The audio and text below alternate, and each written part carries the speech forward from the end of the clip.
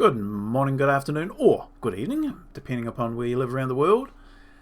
Just wanted to touch base with the update on the, well, a wee bit of an update on the hub strut interface method that I was using or wanting to use. And I came across a few photos and I saw this one and I thought, might include this in a wee bit of a video, and it really does relate very well to what I am contemplating using. So this forum that I just fell across, I saw the photo, but I traced it back to the photo back, and it's in a forum, and I didn't look at it too closely, but they were talking about this sort of connection, and this chap made a bit of a mock-up of it and said looks pretty reasonable. It is a method that looks very familiar to me, and I thought I'd include it here. I kind of guessed that it's 100 mils or so thick in width here. Bit of a guess. Could be 150, not too certain. However, I've made a scaled representation of it here. I've made a little bit of an extra for my entertainment. But if this were to be 100 mil thick, as it is here, these rods, connecting these threaded rods, would have to be probably 6 or 8 millimeters in diameter. And I'm showing a 12 mil, which is a little bit overkill, and you can see that there is no real space for a nut at all, really. And the nut here looks quite small compared to the diameter of the pipe. So therefore that's the first suggestion that there's something going on there that says this threaded rod is much smaller than what I was anticipating.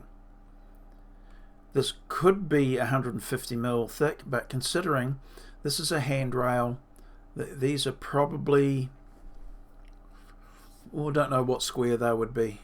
They could be 150 mil square, reinforcing mesh type thing, but this is a light meshed, steel mesh garden setting table, and you can see the hole here for the umbrella, and this is not very big. So this size here I would suggest was about the 30 odd mil, which would be in keeping with this. So that's how sometimes you can take a photo, make a few assumptions, deductions, and say what size this is.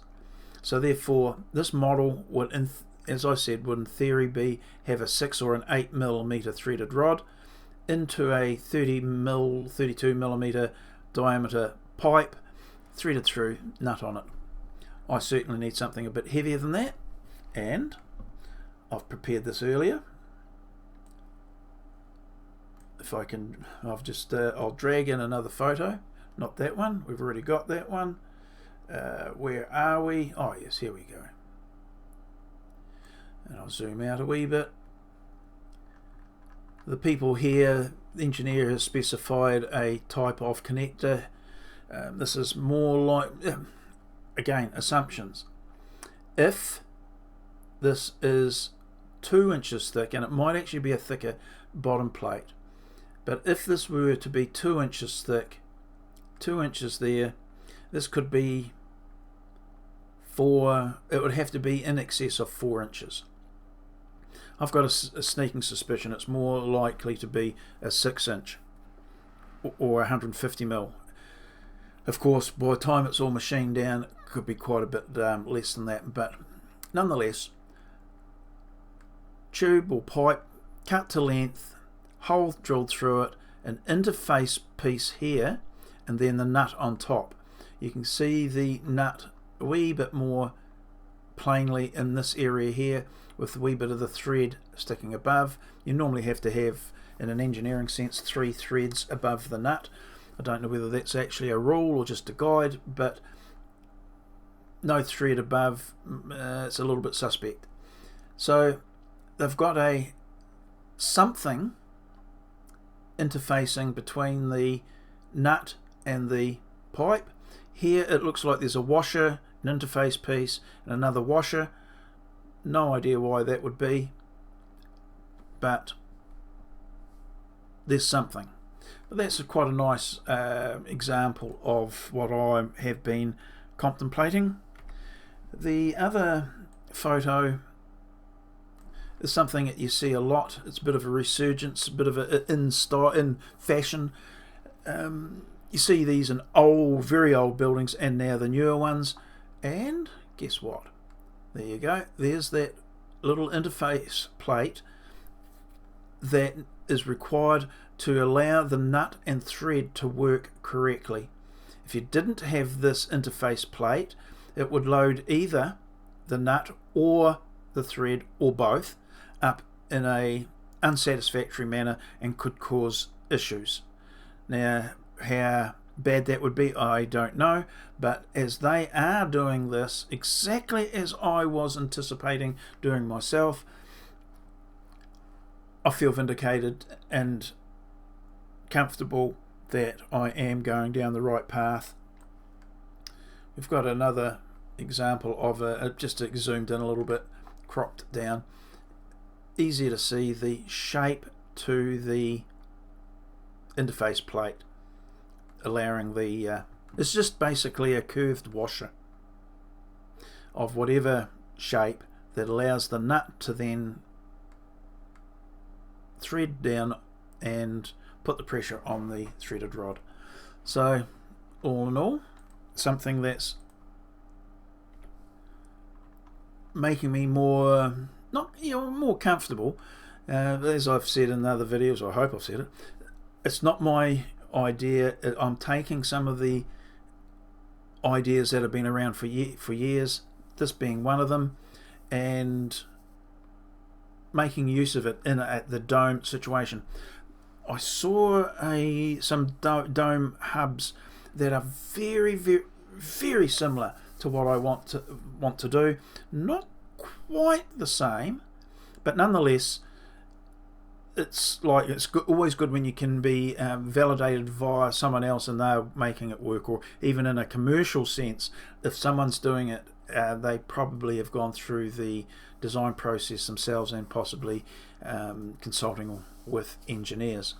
So this is the hub one half of the hub interface that I'm considering doing. So yay. I have made a slightly updated version of the hub, the connectors on the hub for the very bottom leg of the dome, and all I've done, which really does reinforce my ideas that it's a good system because it can be scaled. I've made the plates not 25mm wide but 45mm, which was the full thickness or width of the timber that I was using in the model at least. And I also then made the strap wrap around the entire hub and actually mate onto the underside of the strut, meaning that we've got a U-shaped strap as well as this sort of connector. In other words, I'm being a bit paranoid and I'm building it with a wee bit of overkill engineering wise. However, it does take a lot of loading, and being a little bit prudent there, even if it was just for the exercise, at this stage is not a bad thing. Still looks nice and neat. But yeah, it's actually a really good way, I think, this system, because if we decided to make this 100mm thick, all we need to do is to increase the width of the pipe and the bolt diameter, 12 or 16mm would be what you would probably use, or you use two of them. So again, you can keep on scaling it. If this were to be not 100 or not 150, but it could be 200, again, you could make use of this system and you're not introducing anything more complex. and it looked pretty cool, I think. Anyway, might have to make a model of that. Anyway, there we go. I know this doesn't really look like part of the dome, but I just like to see these drawings, photos, and then replicate them in a model like this. It better allows you to understand the scale. As I said, this is not a 12mm.